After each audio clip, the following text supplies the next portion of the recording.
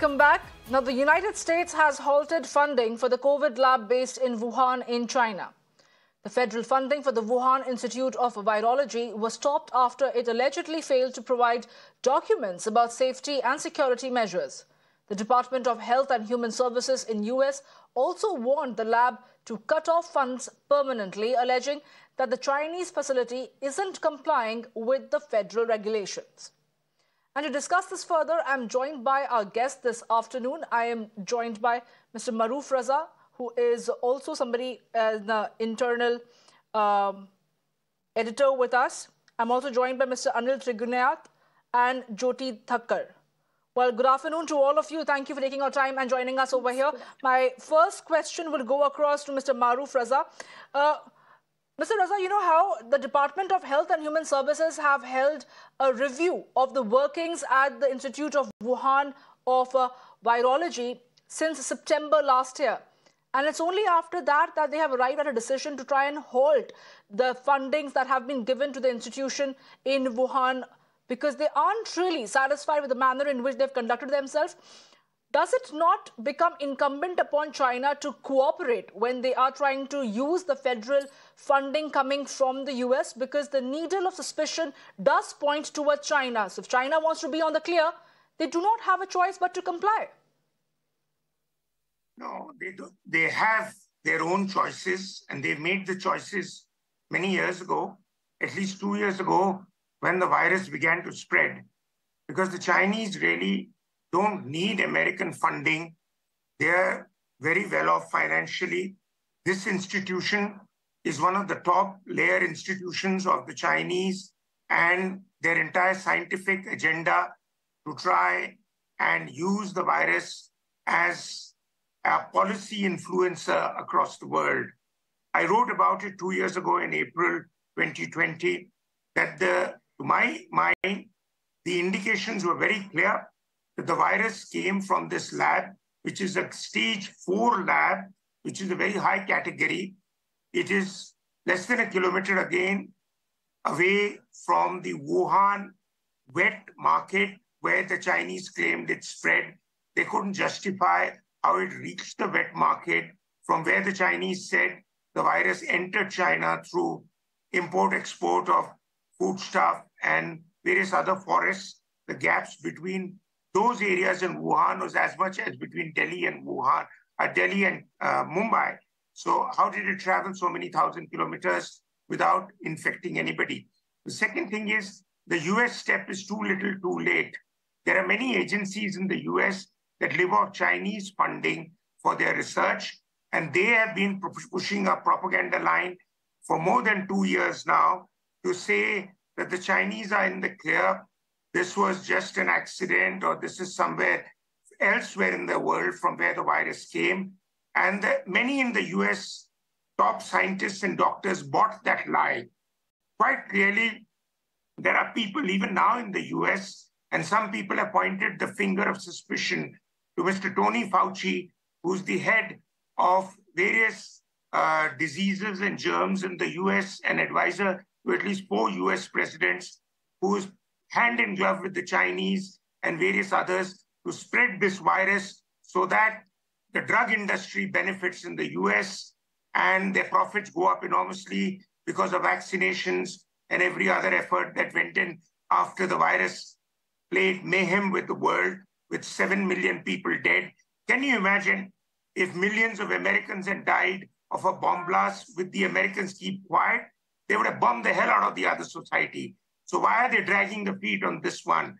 And the Chinese have made it clear, and I quote various international publications to say that they are not going to give in beyond a point about people going inside an investigation and investigating what is really happening at the Wuhan Institute. So it's all a farce. The US is doing too little too late. They're passing legislations and orders, cutting down funding. You think the Chinese give a damn about a few $100 million?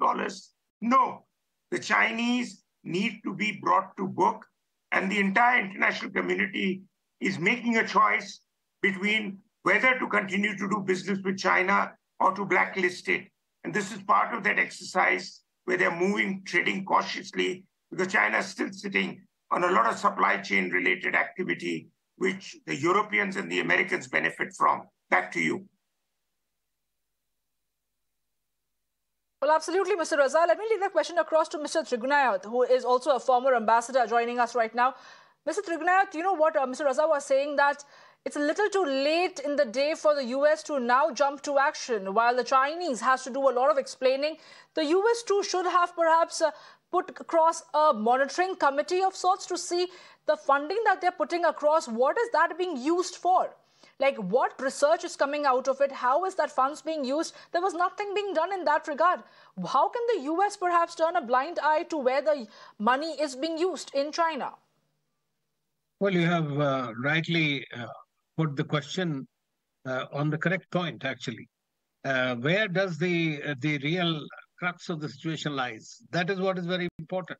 And I fully agree what my friend Maroof Raza said, entirely in toto what he has said. You see, the problem is that the United States and Chinese labs, they have been collaborating for a long time. And this kind of a funding, not only today, it has been provided to them in 2014 to the Wuhan lab by the National Institute of Health, or whatever their organization of the US is there. So you are right. I mean, they should have done it. But the theory is also there that they have been jointly developing this kind of a bioweapon. It is not something. I mean, now there are reports that in Ukraine there have been several labs like this where the United States has been involved. So this is the problem is that we have seen, as far as the Chinese behavior is concerned, is totally irresponsible. The way they have behaved through the pandemic and continue to be very, very indifferent to the global health system. And so this kind of a thing is, of course, very, I would say, routine Chinese behavior everywhere. But what about the Americans? The Americans who have been collaborating with the Chinese, and not only this one, the many others, and that's why several theories were peddled. Fauci himself, as was mentioned by Maroof, has been involved in this from day one. So it is not something that just happened overnight. The problem is everybody is trying to cover it up, and they don't want to get to the bottom of it. We have seen what happened to the WHO, 2 or 3 delegations that went, they just did some peripheral thing and gave a scot-free to the Chinese. I mean, there was a complete blank check to the Chinese. Likewise here, we are seeing it that there are reports that recently which has come and have been submitted in the US does not directly pinpoint the blame on the Chinese. Now you stop the funding, and they have not provided any funding since 2020 at least. So it's not something new that has happened. So I feel that there has been a lack of responsibility, and perhaps there has been a connivance of certain people in both the countries. Absolutely, Mr. Trigunayat. But, 7 million people have lost their lives. Clearly, it is a lot of explaining and perhaps responsibility that China should be taking. Let me also go across to Jyoti Thakkar, who is one of the COVID survivors. Between the blame game and seeking accountability and explanations from both the US Department and China, it's eventually the people at large who have suffered greatly. For the last 3 years that we saw 3 bouts of pandemic, what do you have to say, Jyoti Thakkar? How did you see the role of China? Did you ever suspect that it could be a case of a lab accident? What were your first thoughts?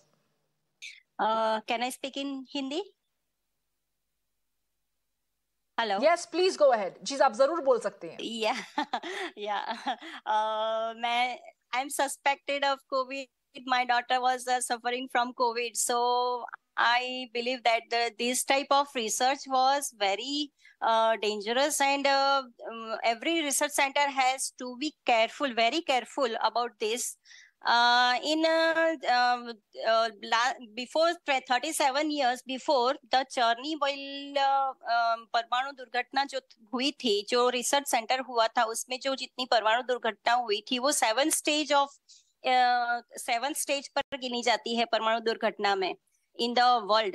So that's why I'm asking. I'm completely believing in that. Everybody have to be careful, and US are very strict for this funding. That is very good.